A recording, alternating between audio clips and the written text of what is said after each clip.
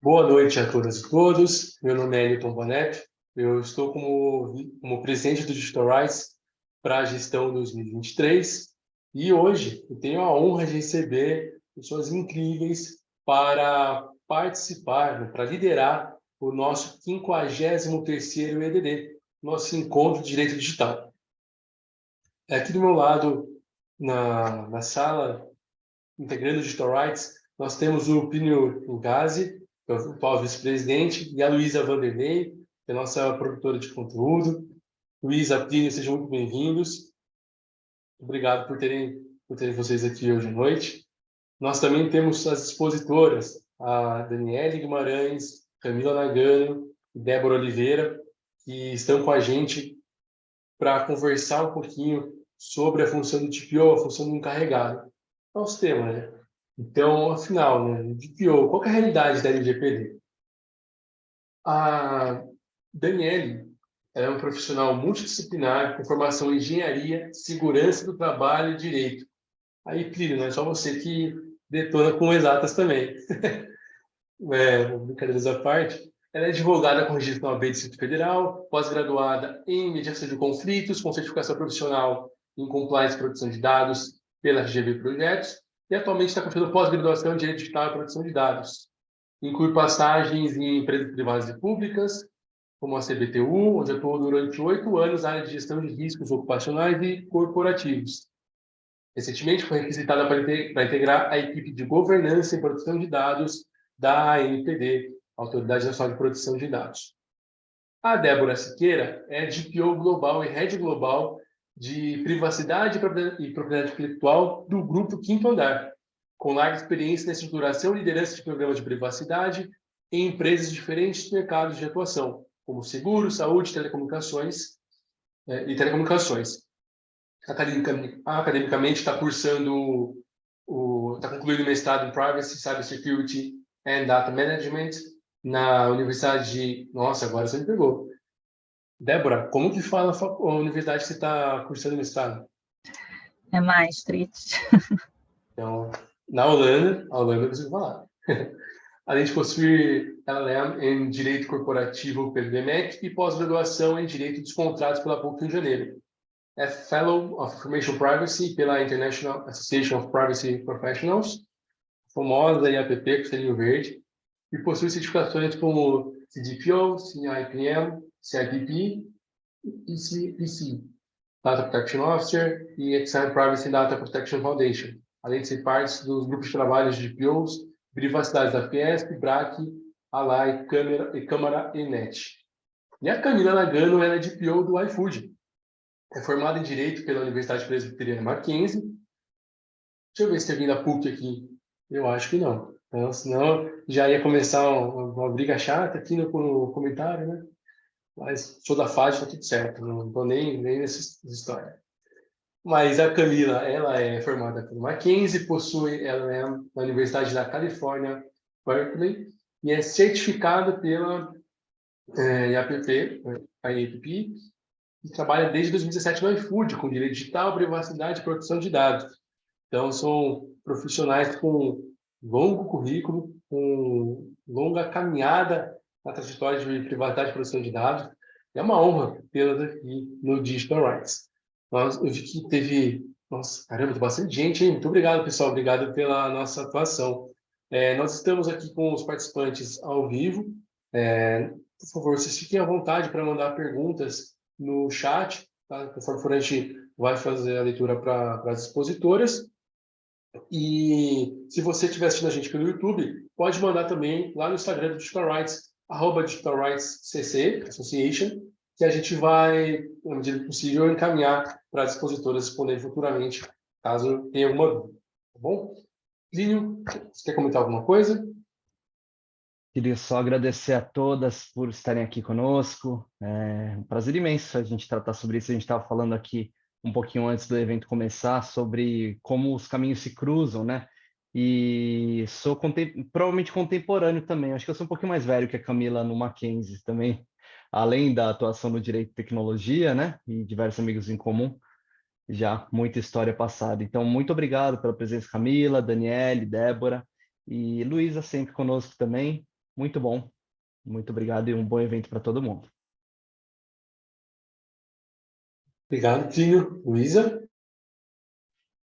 Oi, pessoal, só queria agradecer a todo mundo e desejar um bom evento também. Esse é o meu primeiro evento com Digital Rights, então estou bem animada.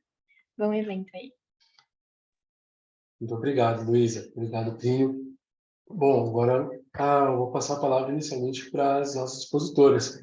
Faço por ordem alfabética, por ordem da minha tela aqui. Pode ser por ordem da minha tela, que fica mais fácil, se não perco o foco. Daniele, você está em primeiro lugar aqui. Por favor, pode. A palavra está contigo. Tá, gente, eu queria agradecer a oportunidade. E, assim, como eu estou na NPD, queria antecipar que eu não estou falando em nome da NPD, né? Eu posso falar algumas coisas sobre a NPD, mas, assim, não estou falando em nome da NPD. E gostaria que vocês aproveitassem o evento, assim, tirassem da gente o máximo que vocês precisarem. E a gente, já eu falo em nome de todo mundo, né? A gente pretende contribuir com vocês. Obrigada. Muito obrigado, Daniele. Débora? Só boa noite, prazer em conhecê-los. Estou muito feliz de estar aqui com vocês hoje, com essas mulheres super empoderadas aí, né, que compartilham comigo essa labuta diária de assumir a posição de encarregada em uma grande empresa, né, e no caso da Daniele, de uma grande autoridade, né, que para a gente é tão importante. Faço, né, minhas palavras da Daniele, eu não estou aqui representando o Quinto Andar. É claro que, né, ao longo das trajetórias que nós tivemos em outras experiências, a gente vai construindo, né, o que a gente vai compartilhar com vocês hoje, mas de forma nenhuma a gente está falando em nome dos nossos empregadores. Então, realmente espero que seja um momento bastante produtivo para todos nós, e independentemente de a gente não conseguir, de repente, abordar algum tipo de questão hoje, né, por conta do nosso tempo, eu fico totalmente à disposição pelas redes sociais, se vocês precisarem de mim. Muito obrigado, Débora. Camila? Boa noite, pessoal. Prazer. Muito obrigada, Hélio e Plínio, aqui pelo convite. Apesar de nos cruzarmos, acho que é a primeira vez que eu estou falando aqui. Estou super animada, eu gosto muito. Bom, primeiro eu gosto muito do tema, adoro dividir e compartilhar com vocês, mas também quero ouvir, também quero aprender. Eu acho que a ideia de ter um debate desse tipo é que a gente sempre está aprendendo alguma coisa nova. E, bom, a gente estava comentando aqui um pouco antes do evento começar, que o Plínio está aqui quando era tudo mato, do grupo, fundador, assim, eu sinto mesmo sobre o iFood, então é até difícil separar as pessoas aqui, tá? Eu acabo falando o nome do iFood, o nome da Camila. Quando a gente fala de privacidade, os seres se confundem, e estou super animada por representar aqui minha empresa. O iFood é uma empresa brasileira, para quem não sabe, então é uma das grandes empresas brasileiras de tecnologia hoje, e a gente trata muito dado, então são mais de 60 milhões de pedidos por mês, ou seja, dados de entregadores, de clientes, de funcionários, é muita coisa, e estou super animada para compartilhar um pouquinho com vocês aqui da minha trajetória, meus aprendizados e ouvir também. Obrigada, gente. Obrigado, Camila. Obrigado, Débora. Obrigado, Daniele. Ó, que honra. E vou além, gente. Bom, o tema de hoje é sobre DPO. A gente sabe que o encarregado ainda não pegou muito firme aqui na nossa cultura. Tem que sempre falar uma questão Faria Limer aí de puxar o inglês, arranhar o inglês para dar alguma outra função, né?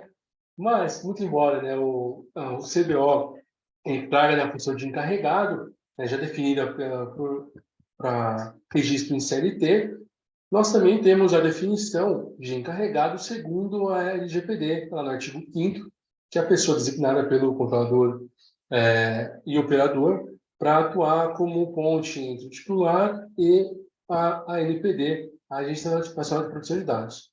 Só que rolou aqui na Rádio Corredor que vai ter uma novidade em relação à definição de encarregado. Primeira mão, ó, nem Léo Dias conseguiu esse furo. Então, por favor, Daniele, o que você pode contar para a gente?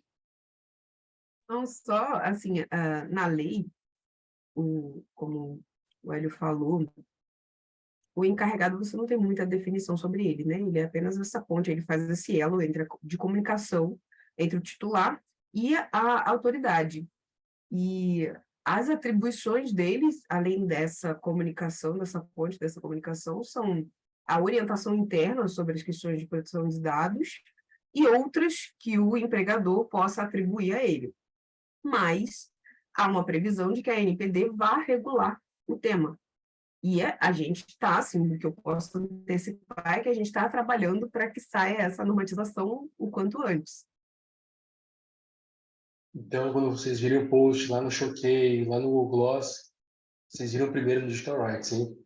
E Primeira mão, fiquem pessoal. acompanhando o site da NPD também pelo Instagram, e eles estão sempre atualizando, o pessoal assim, é bem ativo. Houve uma publicação recentemente, né? Não sei se vocês viram sobre pesquisa, e eles acabou de publicar, já está lá no Instagram, já está no site, eles são bem rápidos. Se não me engano, é @npdgov o Instagram. Então, sigam lá. E, bom, se você estiver assistindo a gente aqui, quer tirar uma foto, pode marcar a gente, que nós vamos repostar. E vamos começar com o nosso bate-papo, né? Nós, como profissionais de LGPD, a gente fala muito sobre o direito à privacidade. Só que é uma questão que ainda é um pouco obscura, justamente por ter várias definições ao longo das próprias gerações, os millennials, geração Z, etc. e tal, os boomers, então, nem se fala sobre privacidade e a importância da privacidade.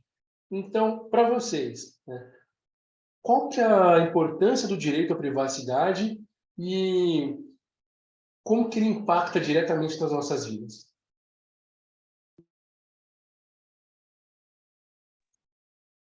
Fiquem à vontade. Se quiser tirar 2 ou 1, tá tudo certo também. Ó, então vou Bom, puxar. Pode. começar aqui a falar um pouquinho.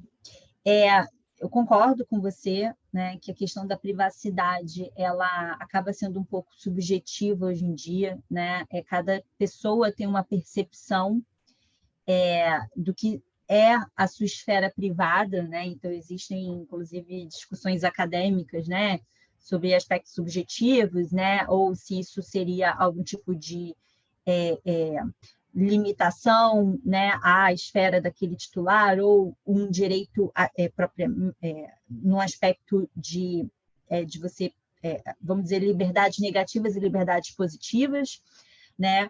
Mas, enfim, eu acho que quando, de forma geral, assim, independentemente do que a gente vai abordar em termos de conceito de privacidade, hoje sempre eu acho que o principal aspecto é com relação à conscientização e à consciência, né, das pessoas enquanto titulares e o que elas esperam ter protegidos, né, em termos das suas informações e, eventualmente, da sua esfera privada, né? E aí, quando a gente fala de conscientização, a gente fala de conscientização de todos os atores. Então, a gente está falando dos titulares, mas nós, enquanto encarregadas, né, a gente atua muito também na questão da conscientização dos agentes de tratamento, para que eles estejam cada vez mais conscientes de que as ações que eles desempenham, né, e aí, principalmente na condição dos seus negócios, impacta ou pode impactar a privacidade de titulares. Então, vem aí a questão também da transparência, né, de eu deixar claro para essas pessoas o que os tratamentos de dados significam nessa esfera de intimidade, eventualmente, né, interfere nos direitos e liberdades dessas pessoas. E aí a gente, então, assim, acho que, para mim, quando eu falo em privacidade, para a gente não entrar muito nessa esfera de discussões conceituais, eu sempre busco entender qual é o meu objetivo enquanto DPO, quando eu estou tentando proteger ou, enfim, recomendar às empresas, né, nas quais eu tive a oportunidade de trabalhar, acerca desse grande conceito, né? Eu acho que, no final das contas, para mim, é a questão da conscientização e da transparência, independentemente do tipo do conceito que você escolha, né, mais amplo ou menos amplo, vão estar sempre presentes para que essa privacidade esteja realmente caracterizada, porque ela depende de um entendimento do titular acerca do que está sendo impactado na esfera dele. Entendi. Boa tua colocação.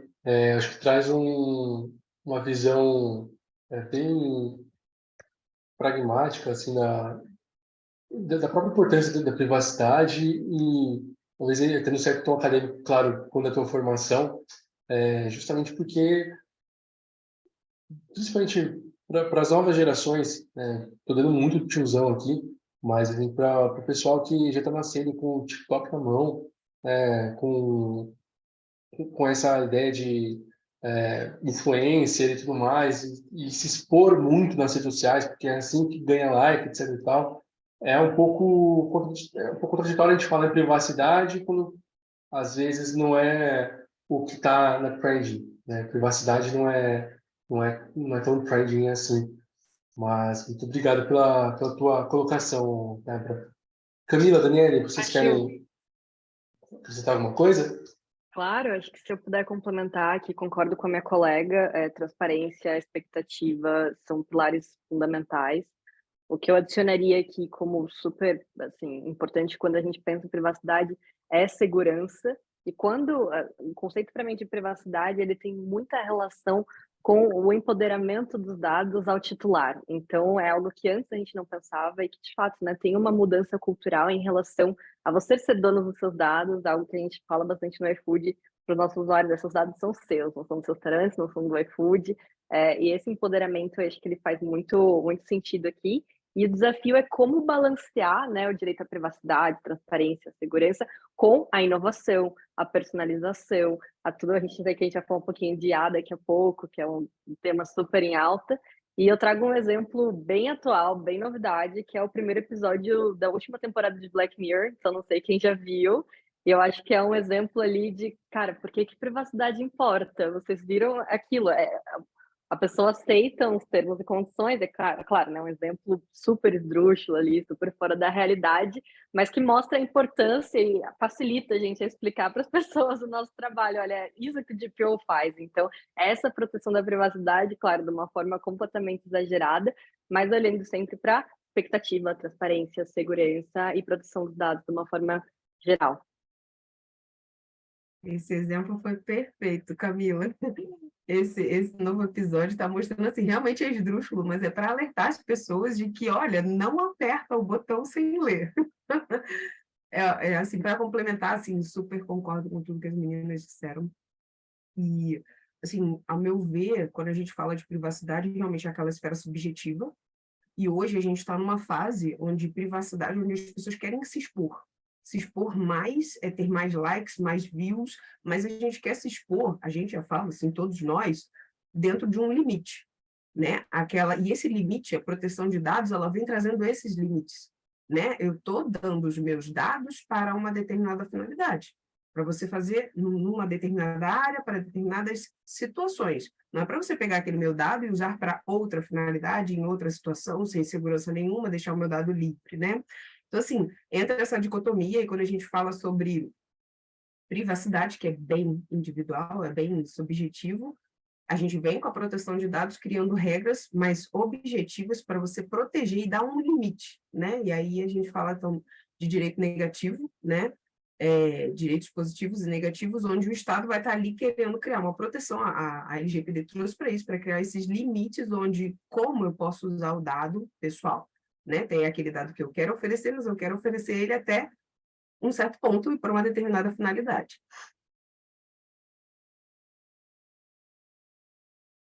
Ainda bem que ninguém soltou spoiler aqui da nova temporada de Black Mirror, porque eu não assisti ainda. Já fico nessa empolgação. E é muito legal porque, assim, o pessoal comenta... Então, o meu comentário é fora da última temporada.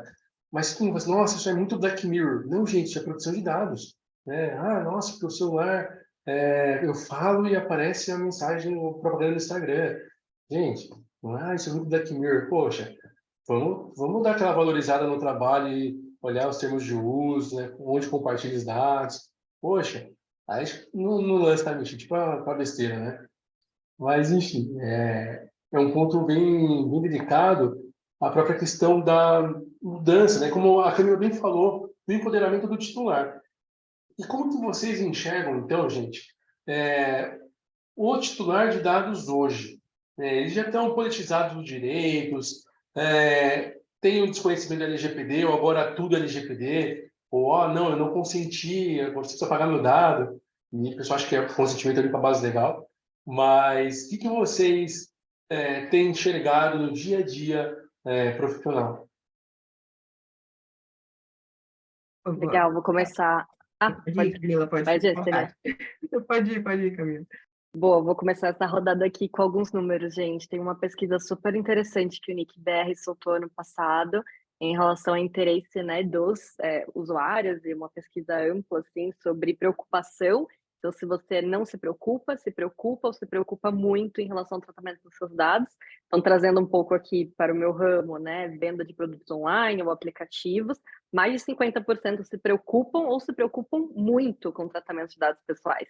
Eu vejo que tem acontecido uma mudança cultural, então olhando para o Brasil, claro, é algo que na Europa já é muito enraizado, já é muito discutido, mesmo antes da lei tinha diretiva, já tinham leis locais, mas que aqui no Brasil está começando sim a ser gerada essa preocupação fora do ambiente que já era uma preocupação dos brasileiros, por exemplo, dados financeiros, dados bancários. Acho que quando mexe com dinheiro, quando mexe com o bolso das pessoas, sempre vai ser uma maior preocupação. Mas olhando essa pesquisa e a ver pelo número de requisições que a gente recebe ali de direitos de titular, também eu vejo que teve essa mudança cultural, tem esse crescimento de interesse, não é algo mais banalizado, é algo que a gente vê no jornal, a gente vê vazamento, a gente vê incidente, a gente vê outros fatores também que contribuem para essa mudança no Brasil. Eu vou só complementar no sentido de que, assim, na minha percepção, a gente ainda está engatinhando, né? Assim, a nossa maturidade ainda é muito baixa, né? A nossa lei é nova. Não que a gente não fale sobre proteção de dados há algum tempo, mas a lei propriamente dita, a LGPD é de 2018. A gente já tinha o Marco Civil, a gente já tinha cadastro positivo, outras leis anteriores, a própria habeas data na Constituição Federal, né? Até o direito fundamental à proteção de dados, ele também é super novo, né? Mas ainda está muito imaturo, e aí eu falo no sentido de até das próprias empresas. Infelizmente, a gente ainda tem muitas pessoas jurídicas que acreditam que isso não vai colar, né? O que é LGPD, o que eu estou fazendo. Como a NPD está começando com um processo fiscalizatório assim, agora mais intenso, eles estão acordando um pouco mais, mas infelizmente, você está falando de órgãos públicos ainda, a gente ainda tem assim uma lentidão e um processo ainda vagaroso para entender que, olha, é para fazer, isso é um direito fundamental, eu preciso criar limites, eu preciso demonstrar o que eu estou fazendo, eu preciso dar transparência, né? Então, assim, e assim, até o titular mesmo, a gente encontra as pessoas, você sabe o que é LGPD? Você sabe? Muita gente ainda aperta o botão sem ler, né? Aceita cookies, aperta, aceita cookies. Assim, ainda o processo de maturidade é um processo lento, a gente pode até associar o do Código de Defesa do Consumidor. A gente levou bastante tempo para entender que a gente tinha aqueles direitos. E eu acho que é o mesmo processo agora com proteção de dados, né? Mas, assim, como a Camila falou, está mudando, e a ideia é essa, tem que mudar, e vamos fomentar para isso mudar. Eu acho que é uma curva ascendente, né? Eu vejo as pessoas com uma sensação cada vez mais forte em relação ao tema de privacidade e proteção de dados, aquela sensação de que isso aqui não está certo. Peraí, antes era super normal me pedirem para preencher cadastro com inúmeras informações. Agora eu pergunto, por que você está pedindo isso? Né? Qual é a finalidade? E eu acho que essa é uma construção cultural mesmo, que eu era criança nessa época, mas eu ouvi dizer que aconteceu também com relação ao Código de Defesa do Consumidor. Então, assim, acho que a gente vem vendo as pessoas se comportando de uma forma cada vez mais protagonista em relação à proteção dos seus próprios dados. Concordo com a Daniele, né? Obviamente, a gente está engatinhando ainda, mas eu vejo como positiva esse movimento que está acontecendo. Né? E aí, como a Camila falou, a gente vem percebendo isso cada vez mais no volume de solicitações a direitos titulares. Quando a gente pega ano 2020, 2021, 2022, 2023, é uma ascendente de solicitações e muitas vezes questionamentos em relação às respostas. Então, os titulares eles estão, aos pouquinhos, se empoderando melhor e mais a respeito do assunto, ainda que a gente tenha muito espaço para aprender, né? Como indivíduos titulares de dados. Bom, e estamos com 3 profissionais renomadas da área de PPD, de privacidade e proteção de dados, mas fica sempre aquele ponto, né? Casa de Ferreira, espeto de pau, né? E quando vocês agem como titulares, se tem algum tratamento equivocado, vocês deixam para lá e tudo mais. É o famoso advogado que às vezes não quer ajuizar a ação para deixar de lado. E vocês como titulares, como que vocês atuam nessas situações? Eu já fiquei aquela pessoa chata.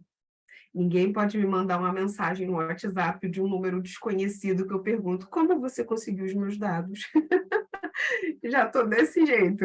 Assim, realmente, como eu imagino que as meninas também, a gente está vivendo essa esfera, então essas dúvidas elas já aparecem. Pô, por que está perguntando minha data de nascimento? Não tem a menor necessidade, né, para esse serviço, né? Então, essas dúvidas já surgem e eu acredito, assim, como titular, que eu já estou contagiando os titulares que estão ao meu redor. Porque você não faz a pergunta só para você, você já faz a pergunta para o balconista. Você pega um formulário, para que você quer meu endereço? Daqui não tem a menor necessidade, aí tem alguém ouvindo do lado, né? Então, assim, a gente acaba, né, transferindo para os demais também. E até mudando, né, os procedimentos e processos desses controladores, desses agentes de tratamento, porque à medida que eles vêm recebendo questionamento, eles são forçados a revisitar algumas decisões, às vezes até de negócio. E eu acho que também, tá, sendo bem sincera, porque eu era essa advogada aí que você falou, que eu podia ajuizar a ação para Deus e o mundo, mas eu não ajuizava uma ação para mim, porque eu sabia a dor que era para parar para elaborar aquela petição e, enfim, toda essa parte contenciosa nunca foi algo que me atraiu.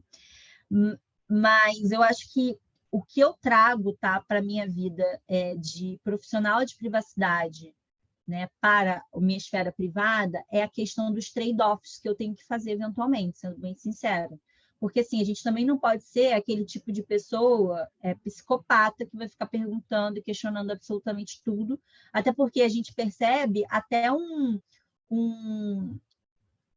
movimento de aculturamento para os próprios agentes de tratamento. E a gente vive, às vezes, numa bolha. Eu, né, tenho a oportunidade de ter trabalhado em grandes empresas e eu tenho essa visão de que o programa de privacidade precisa estar num determinado estágio de sofisticação a essa altura do campeonato.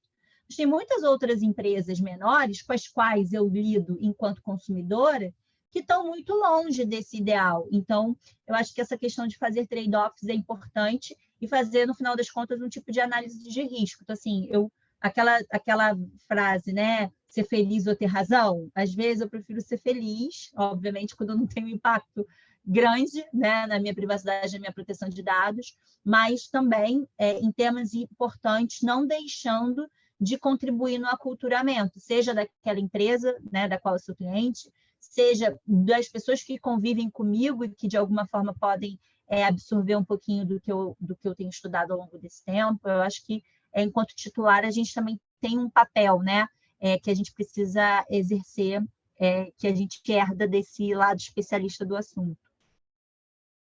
Legal. E eu tenho ainda uma dica, tá, gente, pessoal? Claro, eu acho que esses trade-offs, concordo, eu já arrumei algumas brigas também, viu, Daniela? Então, assim, não se sinta tão chata. E esses trade-offs que a Débora falou são verdade. Às vezes a gente tem que pensar e às vezes a gente sabe que o desconto é grande e um plano ali de fidelidade faz a diferença. O que eu uso, às vezes, para mitigar, não mitigar, mas mais identificar quando existe algum incidente, eu cadastro meu nome, claro, né, não no hospital, não em lugares que precisam realmente do meu dado, mas como Camila Pet Shop. Então eu sei que se eu receber e-mail de outros fornecedores ou se tiver um incidente e meu nome aparecer como Camila Pet Shop, eu sei exatamente de onde veio. Se eu receber e-mail marketing dessa empresa por outra, né, eu vou saber exatamente de onde que foi o incidente. Então é uma dica aí, pessoal, que eu uso para ficar menos preocupada com de onde vieram os dados. Dica de ouro, hein? Nossa, tinha de ouro. Olha, eu já fui muito mais ativo na Igreja Universal de Proteção de Dados, né? Batendo de porta em porta, eu falei na LGPD, né? Já sabe que é direito titular hoje. Poxa, fui muito mais ativo em 2016. Se você não estava falando de proteção de dados, você estava maluco, né? Pô, toda hora alguém brotava para falar alguma coisa. 2018, então, poxa, 2020, né? Foi setembro de 2018 para a gente, né? Loucura. Mas é, é importante a gente destacar também, como foi falado já pela Débora no começo da tua fala, sobre a importância de termos mulheres na tecnologia, né? Vocês, como profissionais de produção de dados, mulheres empoderadas, mulheres líderes nas suas funções, com destaque nas suas funções e desempenhando um excelente trabalho. Como que vocês enxergam a ascensão feminina na parte de produtividade e na parte de tecnologia? Ótimo tema. Eu acho que privacidade e proteção de dados é um campo povoado por mulheres incríveis. Tem, inclusive, algumas colegas assistindo aí também, que eu já vi.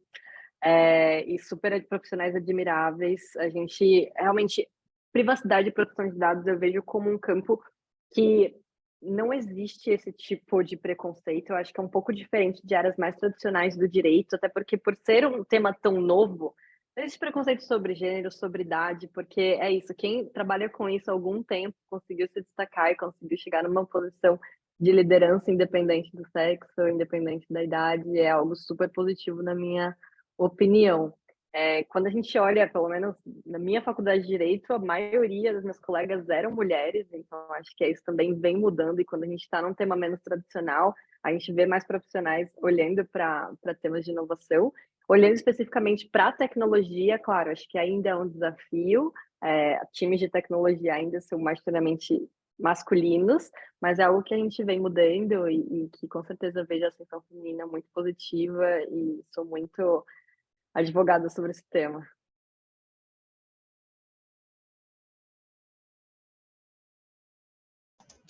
Olha, eu acho que eu fui muito sortuda na minha vida, porque mesmo antes de migrar para a privacidade, eu tive preponderantemente líderes mulheres, é, e, e, e eu acho que é muito interessante porque eu cresci, vamos dizer assim, profissionalmente, sem perceber tanto a questão do machismo quanto algumas colegas minhas perceberam, né, por terem situações diferentes. Então, eu acho que no final das contas, a gente aqui, né, enquanto também líderes, a gente tem um papel de ser precursor, né, e abrir essas portas e fazer essa vinda das novas mulheres o mais fluida possível, para que a questão do machismo não seja algo que precise ser colocado na balança no dia a dia, porque às vezes a gente percebe, né, que as mulheres querem muito se provar. Eu preciso me provar, sair, não, eu preciso sair de uma posição em que eu praticamente deixo de ser mulher para me mostrar tão capaz quanto um homem. Eu não acho que é por aí, né? Eu acho que a gente já alcançou muitos lugares. Eu acho que a gente tem que a gente que veio na frente, né? A gente pode ser um precursor para essas mulheres não terem que se debater com esse tipo de raciocínio, porque a gente já tem tanta coisa para se preocupar, né? A gente tem realmente muito conteúdo técnico para estudar, a gente tem muitas questões super complexas, né? Surgindo no dia a dia, e aí tecnologia, a gente tem aí grandes discussões acontecendo, e com certeza essas questões culturais nocivas, elas são muito ruins, né? De terem que ter espaço na agenda de uma mulher para que ela, então, se prove uma boa profissional. Então, eu acho assim que, no final das contas, é super legal, como a Camila trouxe, né? A gente ter um campo tão povoado de mulheres, porque acho que essas fricções de sexismo, elas são menos presentes, e nós, como mulheres que já atingimos algumas posições, podemos dar esse cover as, né, para as que vão vir, para que elas sintam cada vez menos, né, ainda menos essa fricção que às vezes o sexismo traz, infelizmente, em alguns cenários. Ou eu vou falar, eu vou até me estender um pouquinho em relação à pergunta, pode? Porque eu vou Fique à falar vontade. pelo fato de ser mulher e de ser negra, né? Então, assim, são dois grandes desafios, né? Então, assim, e eu vim de áreas, assim, eu não tive essa sorte que a Débora teve, né? Mas eu vim de áreas onde a mulher, realmente ela é preterida. Eu fiz engenharia, minha primeira formação. Então, você tem muito mais homens do que mulheres. Depois eu fiz uma especialização em engenharia de segurança do trabalho, trabalhei em áreas operacionais, muito mais homens, praticamente todos os gestores homens. Eu entrei para a administração pública, eu sou empregada pública, a maioria da diretoria, sempre os cargos mais elevados. Quando você tem mulheres, numa quantidade muito menor, negros, então, muito menos, né? Então, assim, tecnologia também é uma área onde você também não tem acesso para pessoas mais pobres, para pessoas negras, que são a maioria, e você também não tem muito espaço para as mulheres ainda, né? Na minha visão, assim, pelo menos isso, eu fico muito feliz, queria parabenizar vocês, assim, por terem trazido 3 mulheres, né, assim, não que os homens não possam de maneira nenhuma, mas, assim, eu achei o máximo ter 3 mulheres, vocês terem, né, trazido também essa questão, e, assim, ainda é um desafio para a gente alcançar, e eu incentivo que todas as mulheres venham para essas áreas, porque a gente pode estar em todas elas, né, somos competentes. Muito obrigado pelo lado de vocês, pessoal. Eu até faço questão de ler o comentário da Samantha aqui. Samantha comentou, muito legal, Dani. Parabéns aos panelistas. Orgulho de ver vocês inspirando novas lideranças. Muito bom. Falando um pouquinho, gente, já puxando a questão aqui que a Daniele comentou, sobre a trajetória, né, de vocês. A gente sabe que cada um sabe muito bem onde o calo apertou, né, para a gente, e o valor de cada pesar da nossa caminhada. As horas de estudo, poxa, quanto tempo a gente abdicou para poder trabalhar, para poder desenvolver tese, para poder estudar, e a gente conseguiu olhar para trás e ficar feliz, né, contemplar o trabalho muito bem feito. Para vocês, né, quais foram os pontos mais impactantes da trajetória de carreira de vocês? Quais são os grandes marcos na trajetória profissional?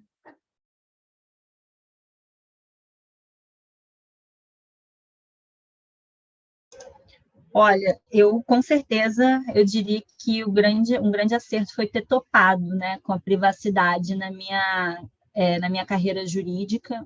Eu sou realmente uma advogada muito apaixonada pelo direito, tirando, né, direito tributário, que eu odeio simplesmente, mas enfim, eu sempre fui uma advogada que buscou usar o direito para instrumentalizar algo maior, né?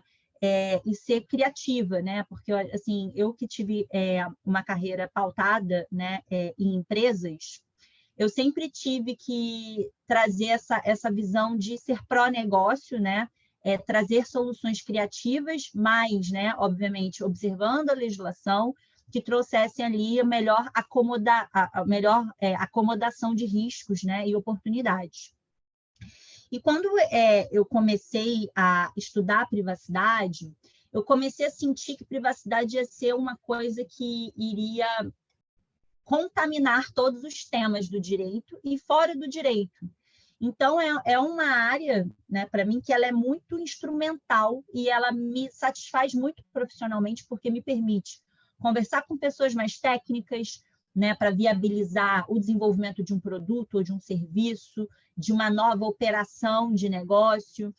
Me permite ainda ter esse contato com a parte raiz do direito, de estudar tese, desenvolver tese, olhar o que está funcionando na jurisprudência estrangeira, no Brasil. Então, assim, eu acho que é uma área muito rica, tá?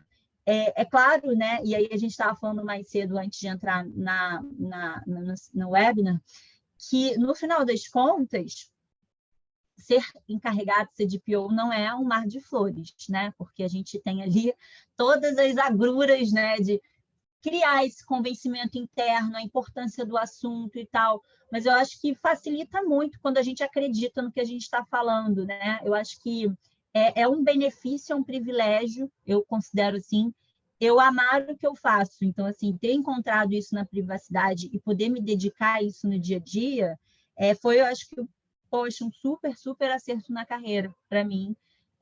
Não que eu não seria feliz, tá? Onde eu estava, porque eu trabalhava com contratos, eu gostava bastante, eu adoro negociar contratos, mas eu sou ainda mais feliz, porque mesmo como encarregador, hoje eu negocio contratos e ainda faço um montão de outras coisas que eu gosto de fazer e que eu enxergo propósito, não só para a empresa que eu estou, mas para tudo, assim, para minha vida pessoal, enfim, está alinhado com princípios e valores que eu tenho e acredito.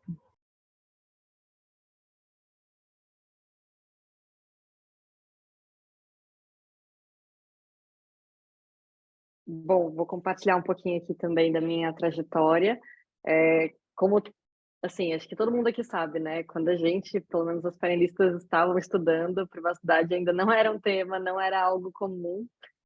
Claro, tecnologia sempre foi, a gente tem uns pioneiros aqui também que fizeram parte dessa história, mesmo antes da LGPD, mesmo antes de qualquer discussão, pré-discussão de LGPD. E a minha trajetória foi um pouco diferente, assim, no sentido que eu comecei o meu primeiro contato com privacidade e proteção de dados foi através do meu TCC da faculdade, então foi um tema que me chamou a atenção numa discussão com uma das advogadas da empresa que eu trabalhava e que eu achei interessante, resolvi pesquisar, me apaixonei pelo tema, acho que foi algo que me surpreendeu. Trabalhei por um tempo em um escritório, decidi que não, eu gostaria de voltar para a empresa, gostaria de trabalhar numa empresa de tecnologia. Quando surgiu a oportunidade no iFood, em 2017, eu fui convidada por um dos investidores da empresa para fazer um secondment no investidor e aprender sobre privacidade. Em 2018, né, estava saindo ali a GDPR, então era um tema muito quente na Europa, muito quente a nível internacional. Então, quando eu fui estudar isso com esse investidor, eu voltei com a missão, né, de implementar isso no iFood. E, claro, não foi difícil, não foi fácil, como a Débora falou, acho que o trabalho de PO ali de convencimento, principalmente no início, é muito complicado. Mas é algo que é muito gratificante para mim hoje, assim, essa trajetória que quem quer começar a trabalhar com privacidade, quem quer começar a atuar nessa área, eu acho que o meio acadêmico é sempre uma forma muito prazerosa até de redescobrir, né, novas áreas do direito. E foi assim que minha trajetória começou. Eu tive essa oportunidade com o investidor e tive a sorte de estar no iFood na hora certa, ali no lugar certo, e conseguir tirar esse programa do papel, começar ali do zero, que para mim é quase como se fosse meu filho aqui, é super importante, não vivo sem privacidade hoje. O meu caso é um pouquinho diferente. Eu tenho uma trajetória por várias áreas, né?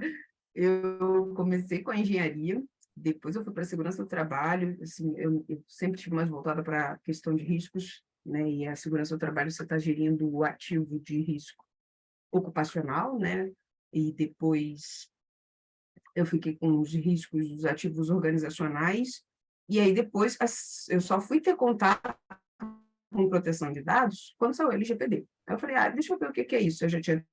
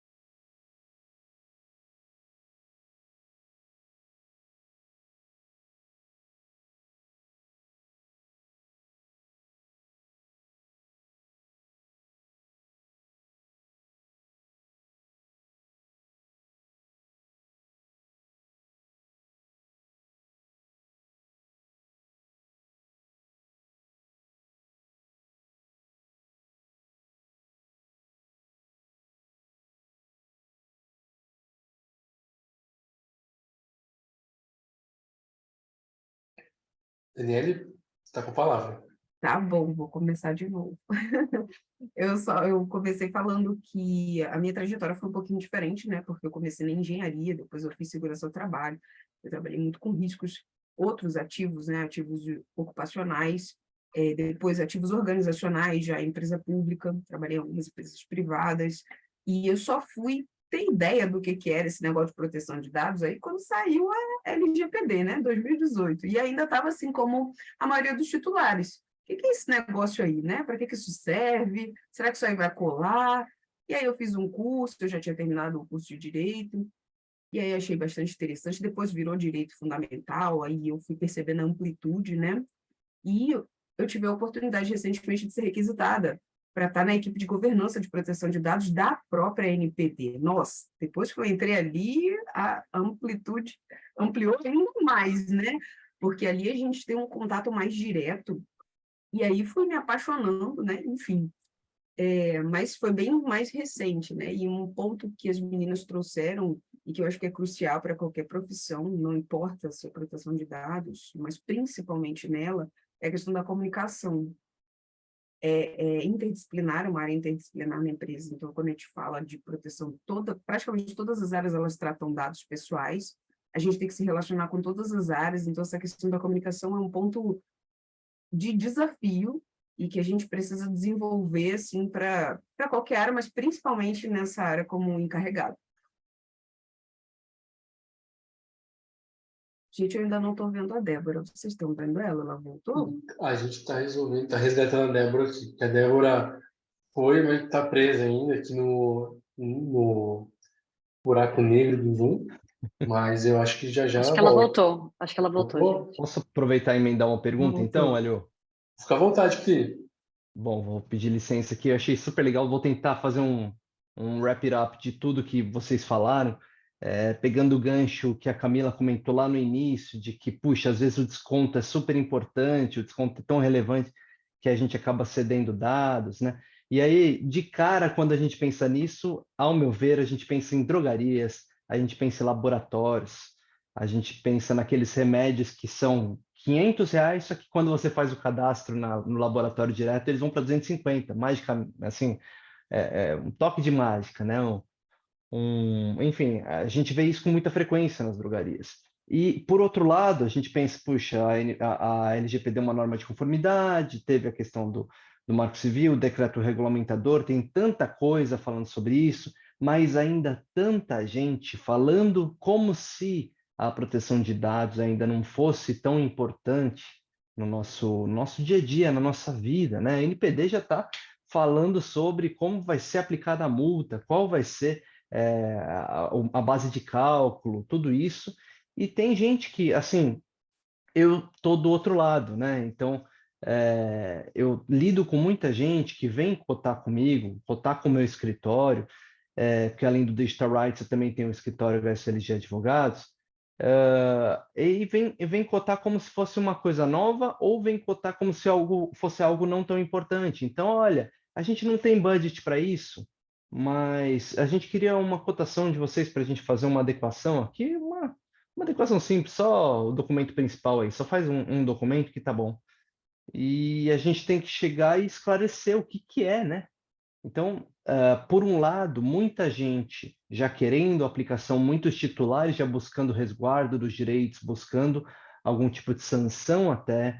Por outro lado, outras empresas tão bem paramentadas e tão bem, assim, tão coesas na parte de privacidade e proteção de dados, como o Quinto Andar, como o próprio iFood, como a Daniela deve conhecer muitas outras empresas também que a NPD está monitorando, e outras empresas que sequer estão sabendo. Então, como vocês veem essa questão das empresas que ainda não foram atrás desse tema, que provavelmente não irão tão cedo até que comece realmente a sanção aí grave para essas empresas?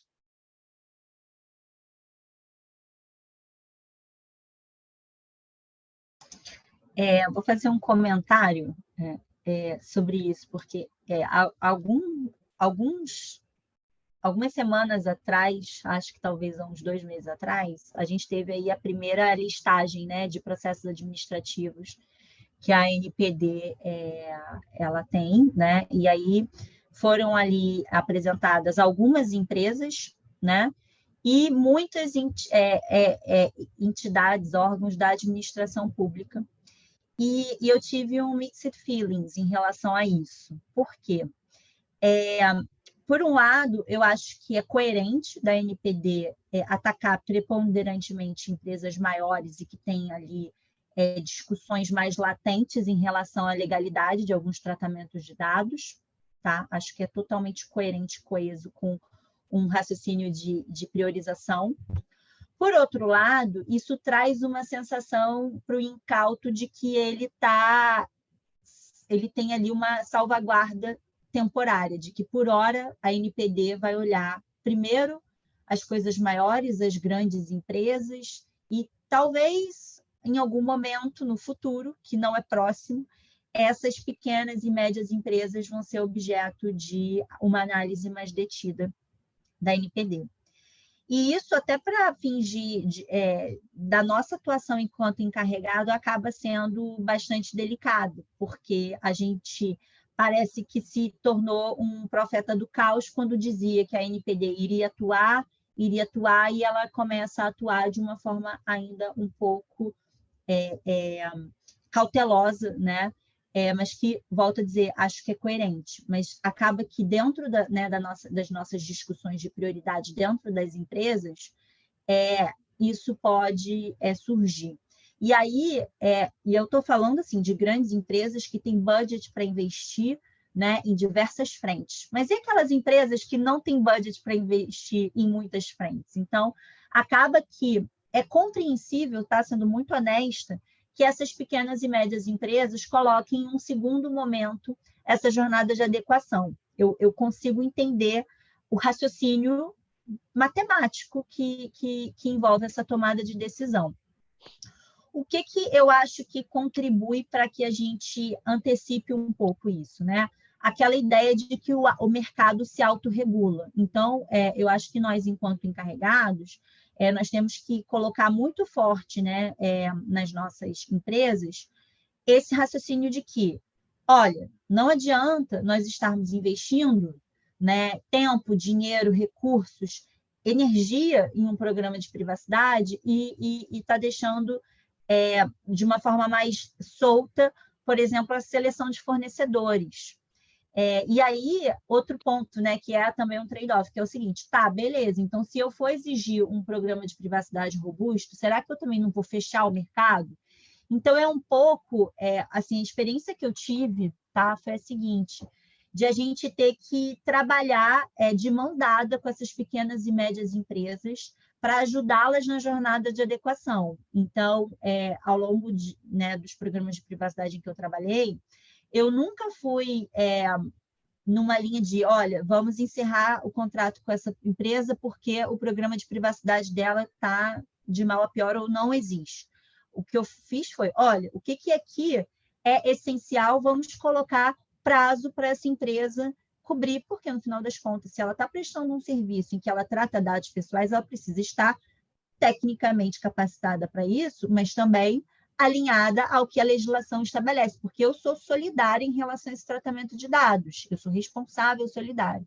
Então, foi dessa forma que eu tentei dar os meus 20 centavos de contribuição para esse ecossistema de privacidade e proteção de dados, enquanto a NPD ainda não tem essa atuação mais ramificada em termos de aplicação de sanções.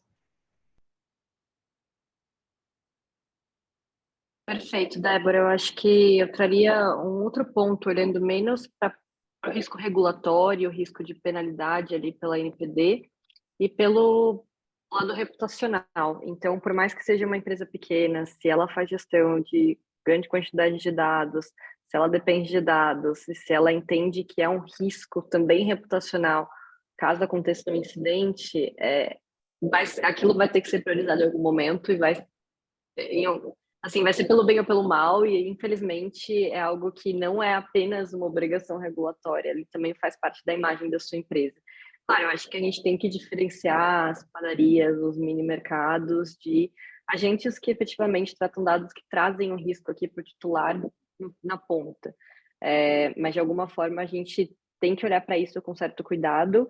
Claro, eu acho que depende muito da empresa e a gente olha para empresas pequenas que também não têm um programa de compliance super elaborado, não é exclusivo da privacidade, é uma empresa que está ali sobrevivendo, ela vai priorizar outras frentes que não a frente jurídica, regulatória, tributária, privacidade, compliance. Eu acho que a gente tem que olhar para isso de uma forma realista. Mas, por outro lado, olhando para o risco, não apenas regulatório, como reputacional, relacionado a principalmente incidentes de segurança, o meu conselho seria que essas empresas procurassem em algum momento priorizar o assunto e implementar medidas ali mínimas de segurança e de conformidade com a LGPD.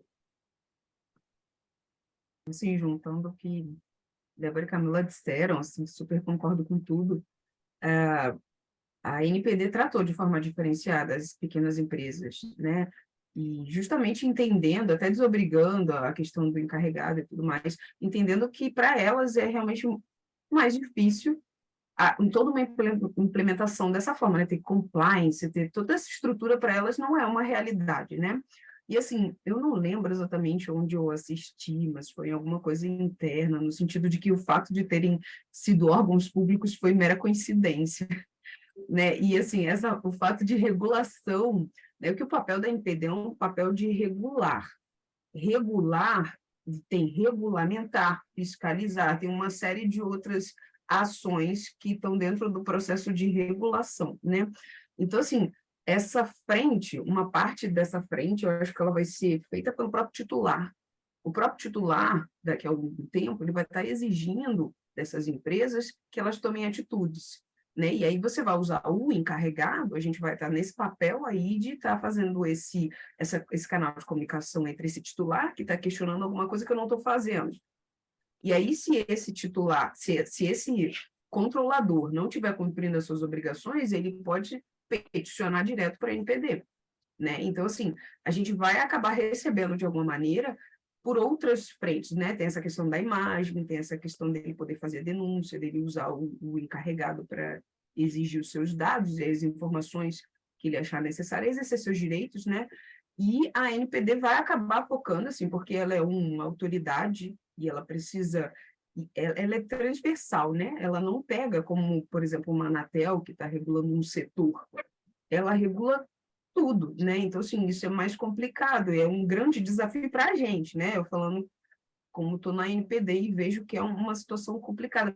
São várias áreas, aí vocês podem observar que existem algumas frentes que realmente acabam sendo priorizadas, como teve a questão das farmácias, né? E isso é até natural. Então, assim, eu acredito que o próprio titular vai fazer o papel, essa questão da imagem é uma outra frente, né? E assim, aos poucos, eu acho que o mercado ele vai acabar se adaptando e ganhando maturidade. Conforme for avançando nos estágios de maturidade, a gente vai conseguir permear um pouco mais, né? Lívia, respondido a tua questão? Respondido, quis tocar uma pimenta aqui. É óbvio que é um tema que a parte reputacional é muito mais grave que qualquer sanção da NPD. Mas isso é o segundo passo. Quando eu falei que a gente tem que chegar e explicar para a empresa qual que é a importância disso tudo, a gente tem que tocar na questão da gravidade muito maior de uma questão reputacional, de uma visibilidade não tão positiva ou até uma visibilidade grave com relação a uma questão como o Mossack Fonseca, né? Vazou o dado, faliram da noite para o dia. Foi um grande exemplo pré-LGPD. Mas muito boas as considerações das três, parabéns. Muito obrigado aí. Gente, passou o nosso horário aqui, mas eu só queria pedir, né, te perguntar para as expositoras se eu posso fazer uma pergunta com os dois comentários que tem aqui no chat. Aí pode ser uma só para responder, só para a gente abarcar todo mundo, pode ser? Tem uns 15 minutinhos aí de respiro? Obrigado. Bom, o comentário do Pedro e da Patrícia, né, são comentários que se complementam. O Pedro comenta, eu acho que dá para resumir, né, sobre a discussão de valoração das bases legais. O consentimento vale 10, mas a execução de contrato vale 7. Então, tá tudo certo. Não, pô, porque legítimo interesse é super trunfo. né? Então, e aí? Ele comentou aqui sobre o tratamento errôneo, né, equivocado, e o uso do termo de consentimento sem as devidas granulações ou opt-out, etc, né? E quando o opt-out, o opt-in já vem preenchido, né? Aí dá para chorar. Enfim, esse é o comentário do Pedro, então, sobre valoração de bases legais. E a Patrícia já vem comentando, eu acho que era durante a tua fala, eu acho que foi a fala da Camila, que da conscientização de LGPD, né? Falou que apesar do crescimento da conscientização, usando os dados como direitos humanos pessoais, acredito em muito pouco diante do uso errôneo desses dados, ou seja, o número de crimes realizados através dos dados pessoais obtidos através dos dados pessoais, obtivemos a proteção devida. Deixa eu ver se tem mais uma mensagem aqui. Camila e Daniele, obrigado.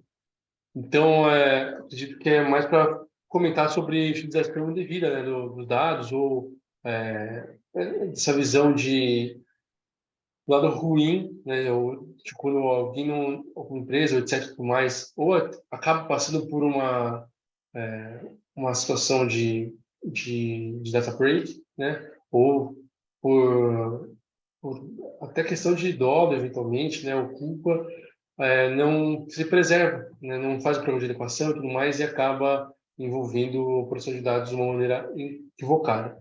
Então, Débora, Camila, Daniele, quem quer comentar os dois temas ou um só? Fiquem à vontade. Eu posso falar sobre a questão das bases legais, né? Não tem uma valoração. Assim, tem as mais frágeis, né? O consentimento é a base legal mais frágil de todas, porque você dá o consentimento e tira o consentimento, né? E você gerir esse consentimento é uma coisa muito difícil também. O legítimo interesse é outra que é bastante frágil, porque você tem que considerar as legítimas expectativas do titular. E as outras, elas são decorrentes realmente da finalidade do tratamento do dado, né? Então, assim, se eu tiver política pública, eu não tenho que contestar, ela não é mais pesada ou menos pesada do que, por exemplo, uma obrigação de retenção, porque eu preciso me proteger por uma questão de um processo judicial, enfim, ou para pesquisa, elas não têm valor, né? Mas, assim, você precisa só observar que essas bases legais do consentimento, do legítimo interesse, elas são mais sensíveis, mais frágeis, elas geram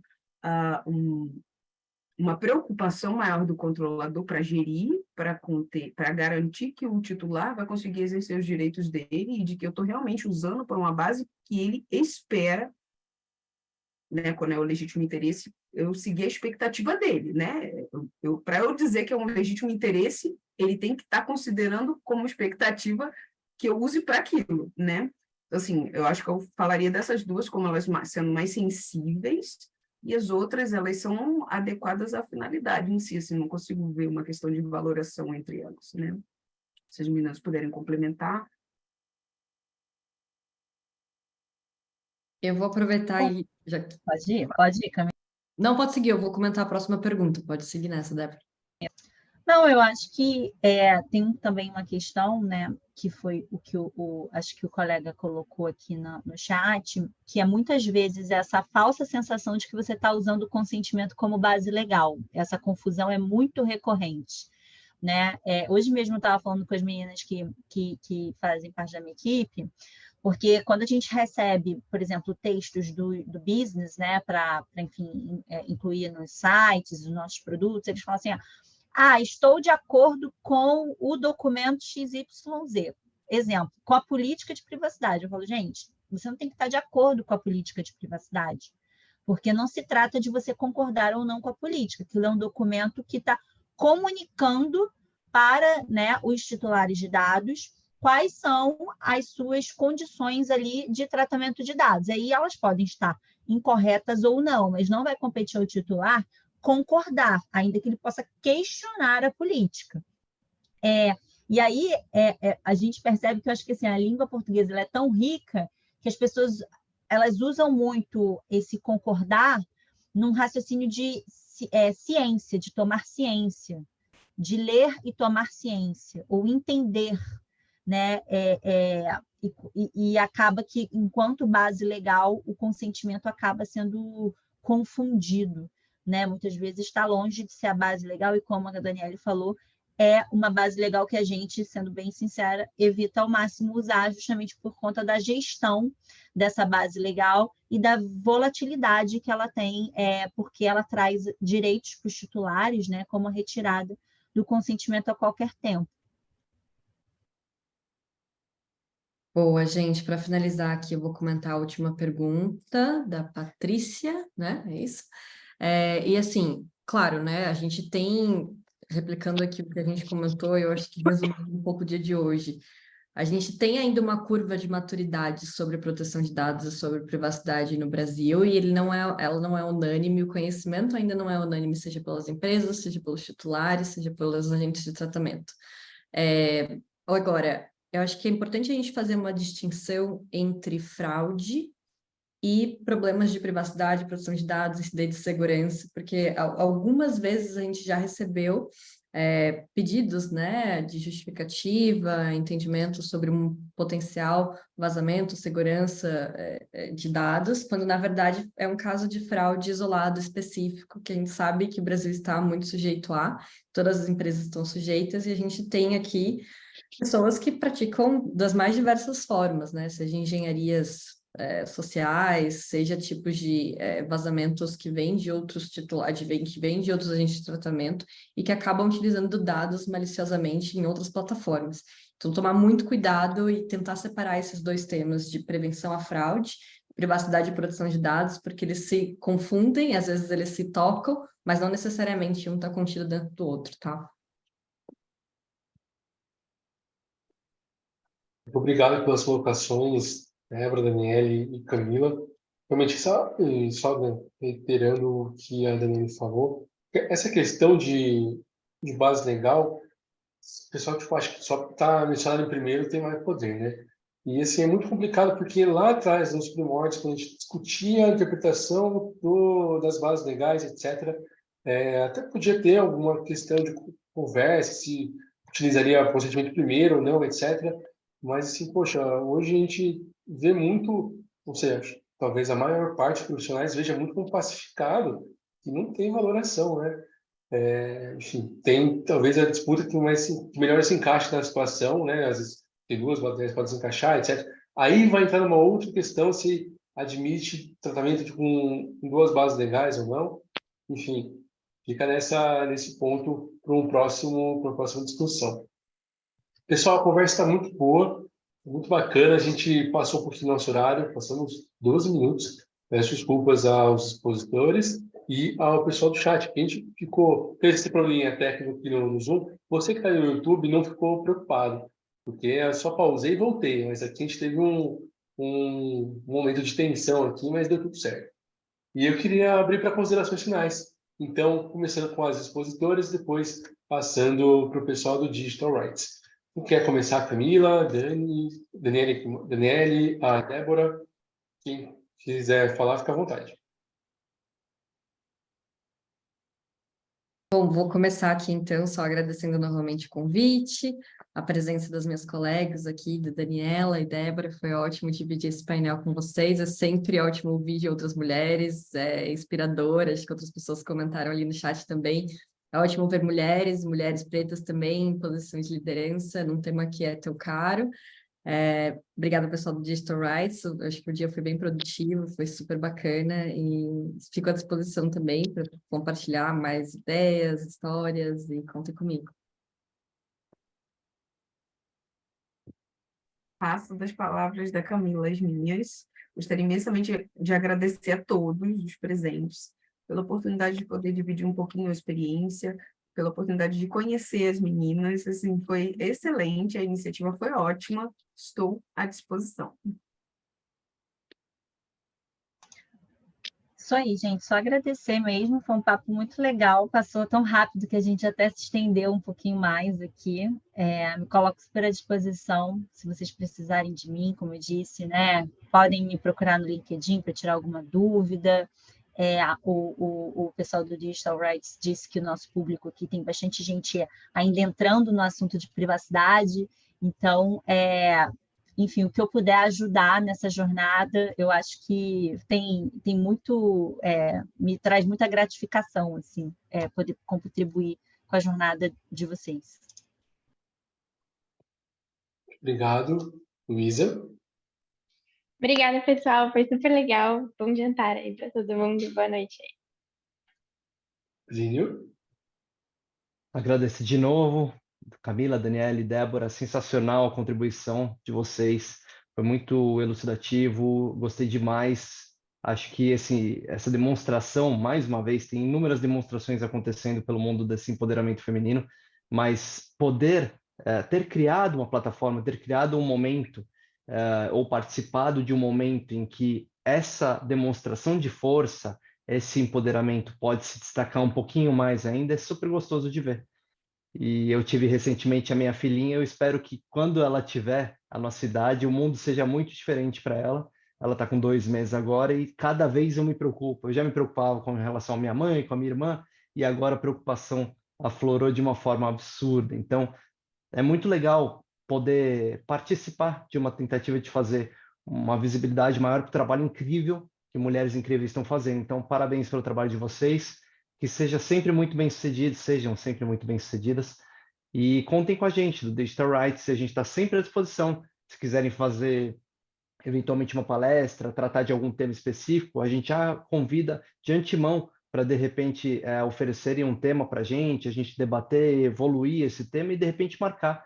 A gente está no 53º Encontro de Direito Digital, dá para fazer aí diversos outros e a gente, eventualmente, vai começar a fazer encontros de direito digital em alguns outros lugares do Brasil, que a gente já fez algumas vezes. Inclusive, teve um encontro de direito digital pelo Digital Rights lá em Lisboa, faz uns 2 anos já, além do Digital Rights Academy, Digital Rights Lounge, apoiado por diversas empresas e universidades sensacionais. Então, vamos em frente, vamos produzir mais eventos dessa qualidade.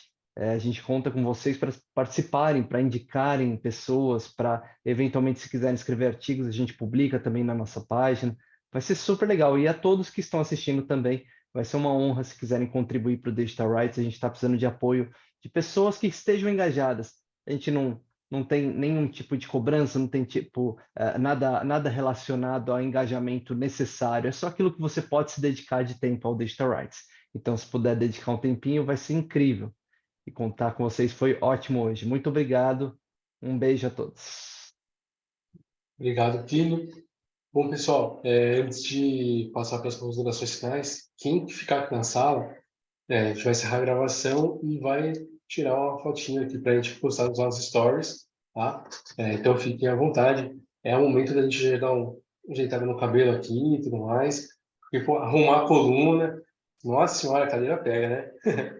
Mas, pessoal, brincadeira à parte, eu faço muito eco ao comentário do Luiz, do Pinho, porque foi uma noite magnífica, foi uma noite incrível para a gente. É um tema que eu acho que é uma oportunidade que eu mesmo, como professor de proteção de dados, nunca presenciei, né? Ter três pessoas que podem falar com tanta... três mulheres que podem falar com tanta propriedade, com tanto conhecimento sobre encarregado, sobre essa função, porque realmente o pessoal joga um assunto aleatório, um assunto aberto, etc. E, poxa, foi uma baita de uma aula, nos comentários, no chat, todo mundo agradecendo, né? Todo mundo elogiando. Eu agradeço a vocês que estão assistindo a gente por terem um interesse. Mostra, Plínio, Luísa, que o DR está no caminho certo de vibrar na mesma sintonia, que a gente sente essa paixão, esse brilho no olhar pelo direito digital. Enfim, e ter aqui 3 grandes exemplos de mulheres tão competentes, mulheres tão engajadas, né, apaixonadas pelo direito digital e que, com certeza, ajudam na construção de um mundo mais justo e perfeito. Então, eu fico muito contente mesmo com a oportunidade de dividir a noite contigo, Camila, Daniele, Débora, com o Plínio, com a Luísa, com Patrícia, Giovana, Natália, Henry, Amanda, Pedro, João, Pedro, Joey, Felipe, Milena, Cecília, Karine, um monte de gente que estava aqui. Nós tivemos essa habilidade de 28 pessoas simultâneas. Eu fico muito contente, porque é um tema muito, muito importante para a nossa retomada e amadurecimento em direito digital. Eu queria convidar a todas e todos para o nosso 54º EDD, que vai ser no dia 25 de julho, às 19h30 também. Nós iremos divulgar o tema nas próximas semanas, então acompanhe a gente pelo DR, nos siga nas redes sociais, @digitalrightscc, nós temos canal no YouTube, já está por aqui. Se alguém mandou esse vídeo para você, já curta o vídeo, já fica de olho, porque já é um tema top para você puxar uma conversa aqui sobre... E aí, o encarregado, como que a LGPD vê o assunto? E fique à vontade, se inscreva no canal, já siga todas as nossas redes sociais. Se tiver alguma dúvida, nós, Digital Rights, estamos à disposição. Se precisar de um contato com a Camila, com a Daniele, com a Débora, e não conseguiu achar o contato direto, pode conversar com a gente também, a gente faz um encaminhamento. A gente manda a solicitação para o encarregado, né, para poder ver se pode compartilhar o telefone e segue o nosso caminho. Pessoal, muito obrigado pela atenção, uma ótima noite a todas e todos e até a próxima. Tchau, tchau. Tchau.